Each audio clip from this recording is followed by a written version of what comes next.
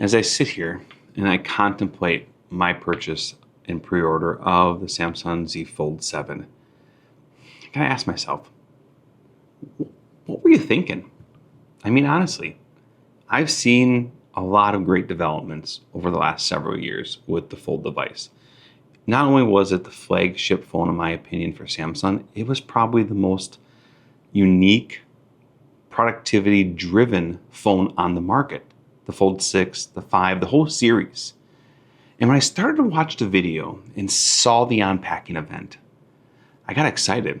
I mean, they literally brought in influencers, other people in the industry, business professionals, and asked them questions about what it is that they wanted to see.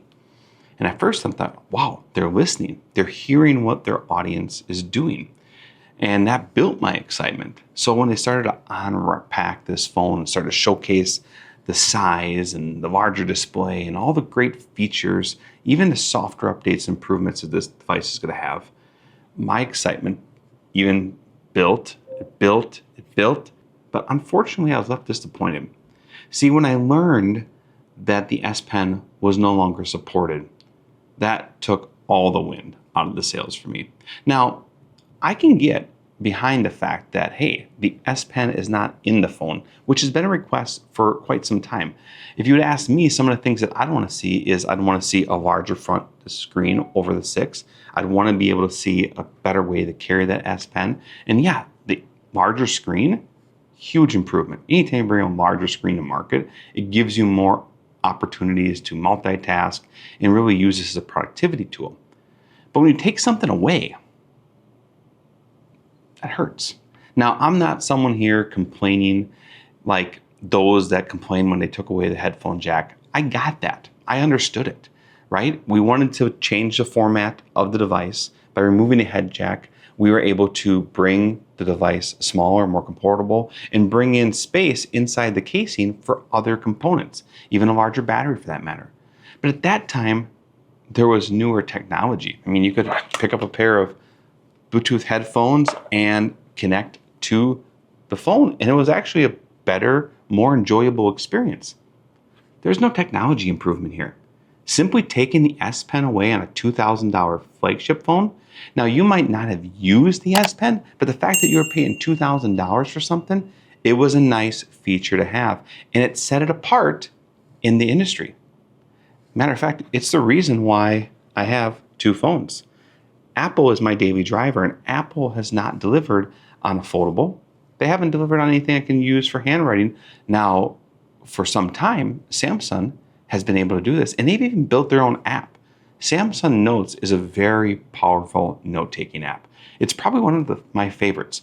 And now that they brought it to the Windows platform so that you can actually take your notes on your device here and then see those notes sync over not only to your other Samsung devices, but even on your Windows computer, is absolutely remarkable. Huge. Because for me, that's what this phone was about. If I'm going to spend $2,000 on a phone, I want to be able to see the return from that. That's so important to process. It's $2,000. That's pretty significant. And for me to be able to use this device beyond browsing the internet and playing some games and making it a means and mode of entertainment, I have to see a return. I have to be able to multitask. Maybe I want to browse through the internet and I want to plan a trip and I want to take notes on what it is that I need. Now, one might argue that I could type in a device, and sure enough, I'll pull it up here.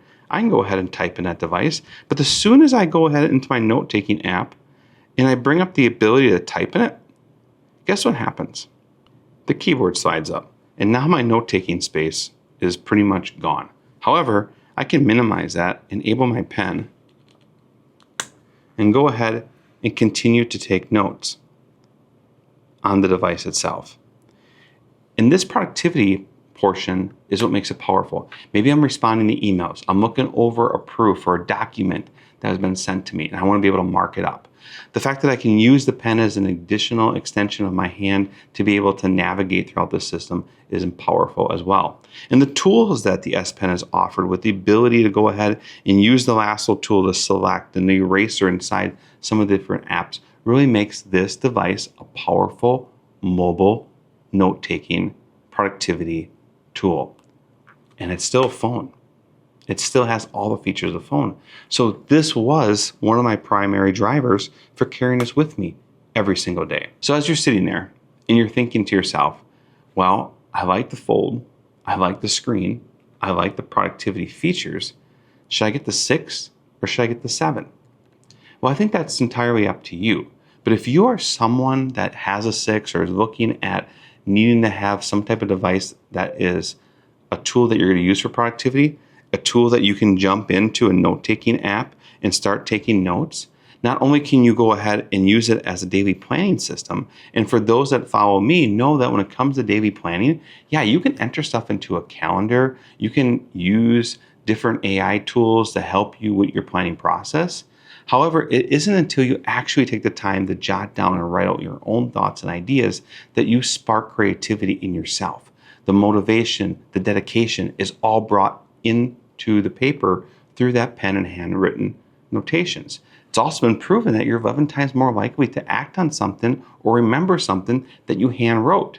And if I'm in a meeting, it's just so much more professional for me to have my stylus out writing down notes, because the moment I start typing, it looks like I'm doing something other than being engaged with my customer or my colleague or my friend that's sitting across from me.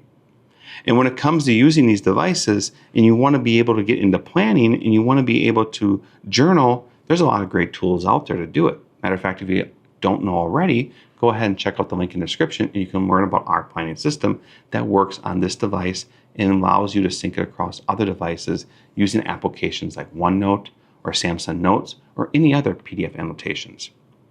And as I step away from this and I remove the emotion and just anger that I kind of had from Samsung, I'm still very complexed. Why? Samsung, tell me why. Was it simply for the fact that you wanted a thinner device? You wanted to be able to bring something to market that was the thinnest foldable phone out there? Did you think other people in the industry would not be caught off guard by you pulling back a feature? Did you really take the time to survey your audience?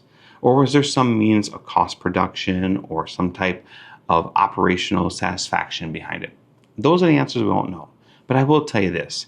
If you get on the internet, you start scrolling through YouTube and Reddit, you're going to see the disappointment that we're seeing from your unpacking event. For now, I'll be returning my Fold 7 order, sticking with my Fold 6.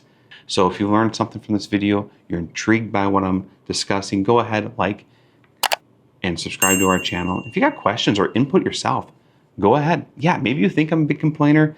I can get behind removing different features, hardware even, like the phone jack, but introduce better and improved technology that allows me to accomplish what I want to achieve.